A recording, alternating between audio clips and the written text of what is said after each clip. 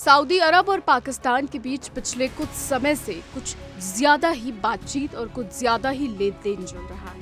अभी पिछले दिनों भी ये खबर सामने आई थी कि पाकिस्तान ने सऊदी को कुछ फाइटर जेट्स दिए हैं और ये उस दस्तावेज और उस डील के बाद हुआ है जो पिछले साल सऊदी और पाकिस्तान में साइन हुई थी। बता दें कि पिछले साल सितंबर में हुए सीक्रेट रक्षा समझौते के कुछ दस्तावेज अब लीक कर दिए गए हैं। जिस वक्त अमेरिका और ईरानी अधिकारियों के बीच इस्लामाबाद में शांति समझौते पर बैठक चल रही थी, उस वक्त सऊदी अरब ने अचानक ये खुलासा कर दिया कि पाकिस्तान वायुसेना के लड़ाकू विमान और दूसरी सैन्य संपत्तियां रियाद पहुंची हैं। सऊदी ने यह भी बताया कि सैन्य तैनाती रियाद और इस्लामाबाद के बीच पिछले साल हुए एक रक्षा समझौते का नतीजा है। इस समझौते को अब मौजूदा क्षेत्रीय युद्ध और सऊदी अरब में सैन्य व ऊर्जा ठिकानों पर ईरान के कई हमलों के बीच सक्रिय कर दिया गया है। अब सवाल ये है कि आखिर सऊदी अरब ने ठीक उसी वक्त पाकिस्तानी विमानों के रियाद पहुंचने की रिपोर्ट क्यों सार्वजनिक कर दी जब इस्लामाबाद में इतनी बड़ी बैठक हो रही थी। क्या इसका मकसद ईरानी प्रतिनिधि मंडल के मन में पाकिस्तान की मंशा को लेकर शंका पैदा करना था? ये शांति वार्ता तो नाकाम हो गई है, लेकिन पिछले साल सितंबर में हुए पाकिस्तान सऊदी रक्षा समझौते की कुछ बातें भी लीक कर दी गई हैं।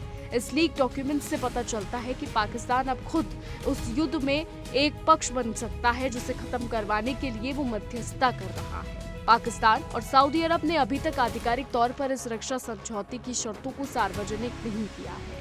पाकिस्तानी संसद में भी इस पर बात नहीं हुई है, इसलिए सब कुछ सीक्रेट है।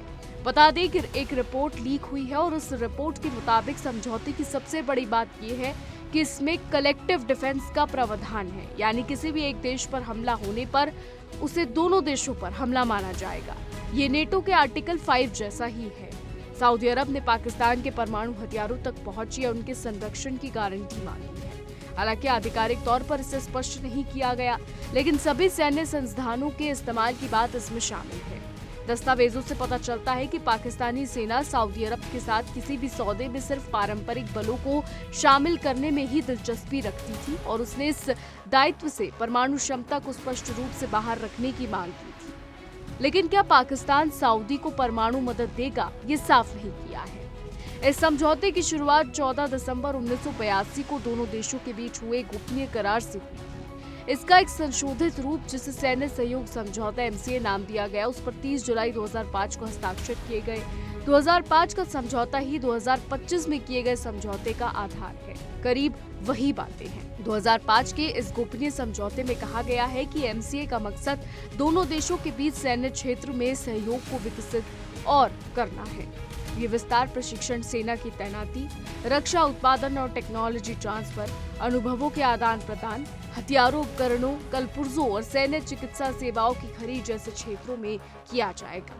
2025 के समझौते में सबसे बड़ा अंतर ये है कि अब एक देश पर हमला दूसरे देश पर हमला माना जाएगा, यानी अब पाकिस्तान को सऊदी अरब की प्रत्यक्ष तौर पर रक्षा करनी है। लीक दस्तावेज से ये भी पता चलता है कि सऊदी अरब के साथ इस तरीके का समझौता करने को लेकर पाकिस्तान सेना के अंदर जोरदार बहस हुई थी। कुछ अधिकारियों ने आसिम मुनीर को चेतावनी दी कि ये सौदा सऊदी के पक्ष में है और पाकिस्तान सऊदी की रक्षा करने के लिए बाध्य है। ये समझौता विशेष रूप से ईरान के साथ बढ़ते तनाव के बीच हुआ है। इस पर प्रावधान है कि यदि ईरान सऊदी की तेल सुविधाओं या बुनियादी ढांचे पर हमला करता है तो पाकिस्तान सैन्य रूप से हस्तक्षेप करने के लिए बाध्य होगा। वर्तमान में भी हजारों पाकिस्तानी सैनिक सऊदी में हैं, लेकिन नए सौदे के तहत इनकी संख्या और उनकी भूमिका में बड़ा विस्तार किया जाएगा। तो लीक दस्तावेजों से पता चलता है, हालांकि ये समझौता कतर पर किए गए इजरायली हमले के डर से किया गया था, लेकिन सऊदी अरब वास्तव में ईरान के हमले की आशंका की वजह से ही समझौता कर रहा है। ठीक वैसे ही जैसे 1980 के दशक से पाकिस्तान और सऊदी अरब के बीच सभी सहयोग ईरान को ही ध्यान में रखकर किए गए थे। बता दें कि इन दस्तावेजों का हिस्सा कई चीजें नहीं है, लेकिन पाकिस्तान की ओर से सार्वजनिक रूप से दी गई जानकारियों से पता चलता है कि ये नया समझौता पुराने MCA का ही एक अपडेट था, जिसमें समझौते का नाम बदलने के साथ साथ सुरक्षा संबंधों में कुछ अतिरिक्त संशोधन भी शामिल किए गए थे। तो अब रिपोर्ट्स जो ये दावा कर रही हैं और रिपोर्ट्स जो ये कह रही है कि कोई डॉक्यूमेंट लीक हुआ और उनमें ये सारी बातें कही गई हैं, ये तो खैर आने वाला समय ही बताएगा कि क्या होगा। फिलहाल हमारी आज की रिपोर्ट में बस इतना ही। देश और दुनिया की तमाम बड़ी खबरें जानने के लिए देखते रहिए इंडिया डेली। देखिए इंडिया डेली 24/7 अब आपकी स्मार्ट टीवी पर। इंडिया डेली मौजूद है सभी डिजिटल प्लेटफॉर्म पर लाइव और लगातार। इंडिया डेली 24/7 हर दिन राष्ट्र को समर्पित।